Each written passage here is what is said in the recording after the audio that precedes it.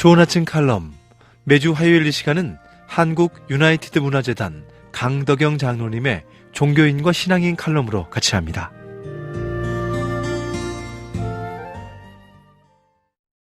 안녕하십니까, 강덕영 장로입니다.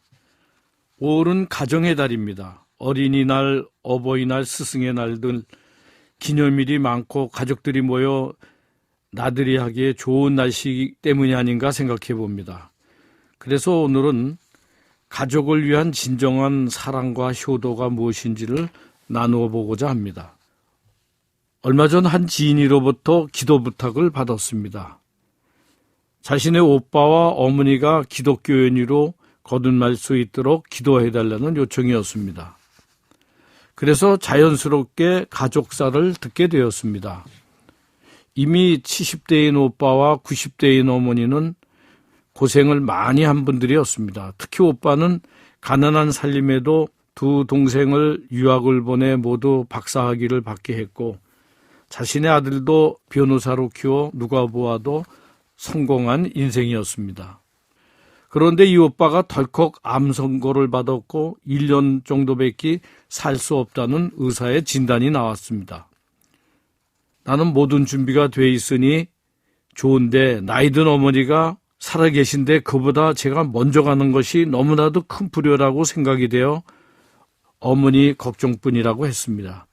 반면 어머니는 나는 살 만큼 살아서 괜찮은데 아들이 너무 측은해 볼 수 없다고 했습니다.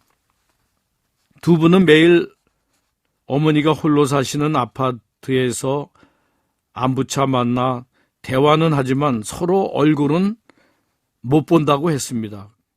그 이유는 아들은 한없이 쪼그라든 어머니의 작은 모습을 보면 눈물이 나서 못 보고, 어머니 역시 병든 아들 시한부 선고를 받은 아들의 모습을 보면 눈물이 나서 보지를 못한다는 것이 그 이유였습니다. 그래서 아들은 거실에서 어머니 건강하세요 하면 어머니는 방 안에서 그래 나는 오늘 기분이 좋다, 그리고 밥도 맛있게 먹었다, 너는 어때? 라는 대화를 매일 한다고 그럽니다. 아들이 오늘은 기운이 나네요 라고 대답하는 게 매일 계속되는 대화 내용이라고 했습니다. 그리고 한참 후 아들이 어머니 저 갑니다 라고 하면 어머니는 그래 건강 잘 챙겨라 라고 하며 역시 얼굴을 마주하지 않은 채 헤어진다고 합니다. 이렇게 매일 같은 대화를 하며 기도를 요청한 분은 어머니와 아들의 애틋한 사랑이 저절로 느껴져서 눈물이 난다고 했습니다.